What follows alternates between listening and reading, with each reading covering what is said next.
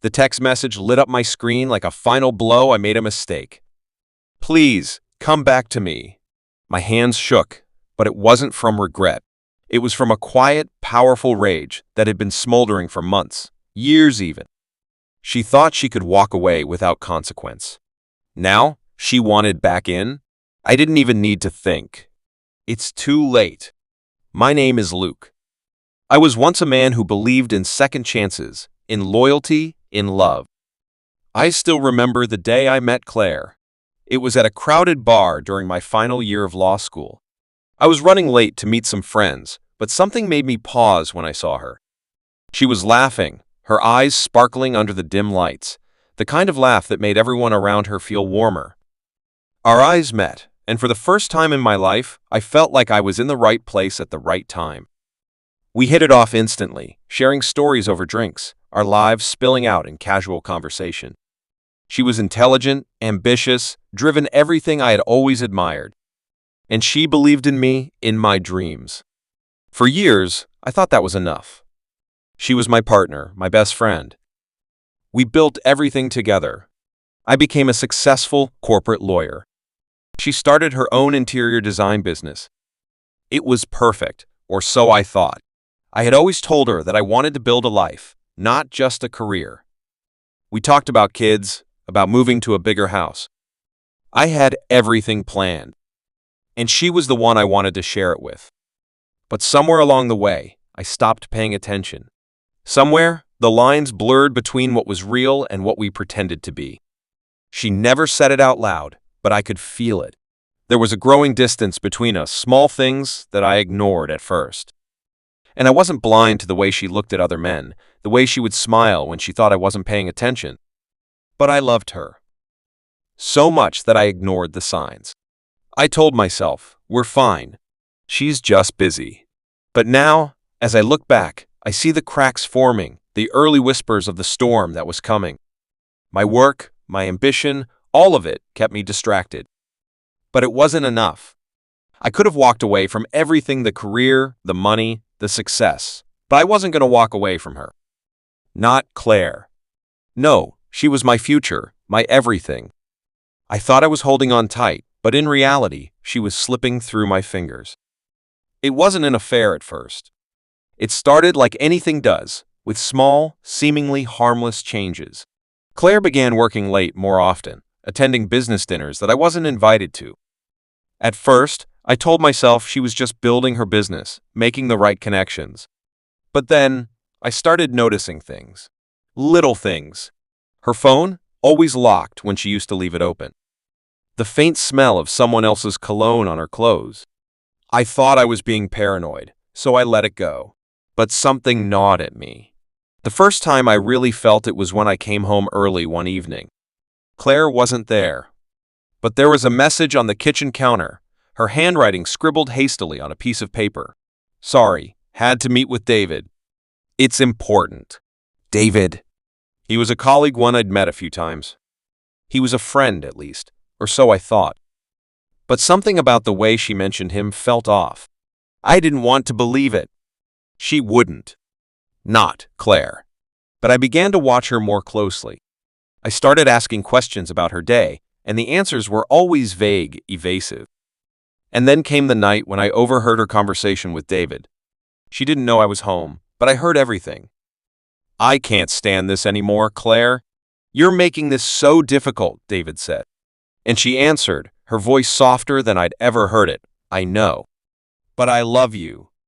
I can't keep doing this to Luke. It was a punch to the gut. The world slowed down, and I felt everything inside me shatter. My mind screamed at me to stop, to walk away, to pretend I hadn't heard anything. But it was already too late. The betrayal wasn't just physical. It was emotional, too. She had built a life with me, promised me everything, and then she threw it all away for him. The next few days were a blur. I couldn't eat, couldn't sleep. I was living in a haze of disbelief. She didn't know I knew yet. I wanted to confront her, but I wasn't ready. I wasn't ready to lose her in a way that meant I would never get her back. But then, I found something proof. Hard evidence. I was cleaning the house, trying to clear my head, when I found her phone, left behind, forgotten on the couch. Without thinking, I opened it. I don't know why I did it. I knew what I would find, but I couldn't stop myself. The messages between Claire and David were everywhere, weeks' worth of conversations. There were pictures, intimate pictures, of them together. I felt like I was suffocating. This wasn't some passing fling. This was real. This was betrayal. And she had never planned to come back to me. That's when it hit me, the clarity. She wasn't coming back.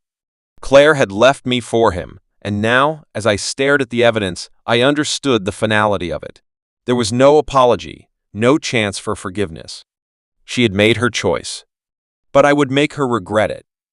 I would make them both pay. I knew what I had to do. I wasn't going to beg for her love, wasn't going to play the victim. I had been a fool for too long. I was done being a pawn in her game. No, now I was the one in control. I didn't tell anyone. I didn't need to. I began to lay the groundwork quietly, methodically. I studied David. I learned everything about him, his habits, his weaknesses, his dirty little secrets. And then I went to work.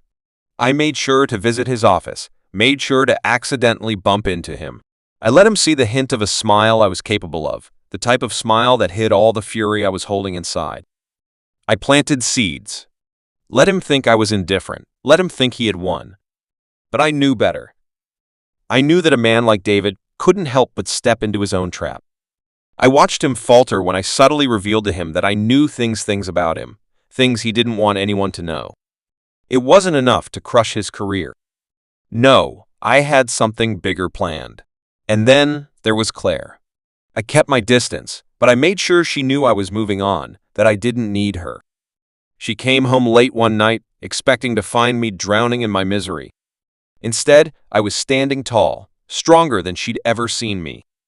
I didn't look at her the way I used to. No more admiration, no more love. Just coldness. And I could see her panic rising. She was losing control, and she didn't know it yet. The day I chose for the final act was one I knew would haunt her forever. I had set everything up.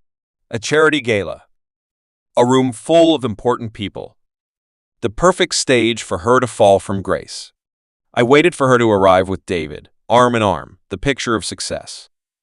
But when they walked in, the atmosphere shifted. I made my move quietly, without fanfare. As the speeches ended, I stood calmly and pressed play on the video.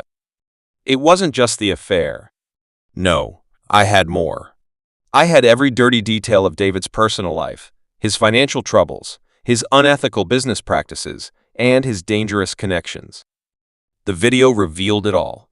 The crowd gasped, whispers turning into stunned silence.